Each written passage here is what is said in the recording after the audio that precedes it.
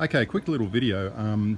I bought myself this GoPro Session 4 and I really want to mount it on the motorbike, but haven't really found many spots to mount it.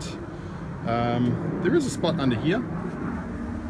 There's, if you can see that thread there, you possibly mount it like that, so it's actually facing forward and it gets a pretty clear view of the whole road. Not too sure about that. I did find, however, this spot right here, that actually looks quite good, and with the curved mount, it actually fits very nicely onto that. So you can see that it fits very nicely onto that. The only problem is the camera is facing that way.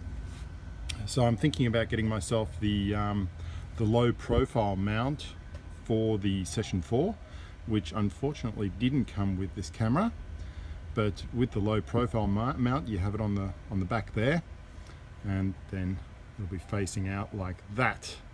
So I'm thinking about doing that.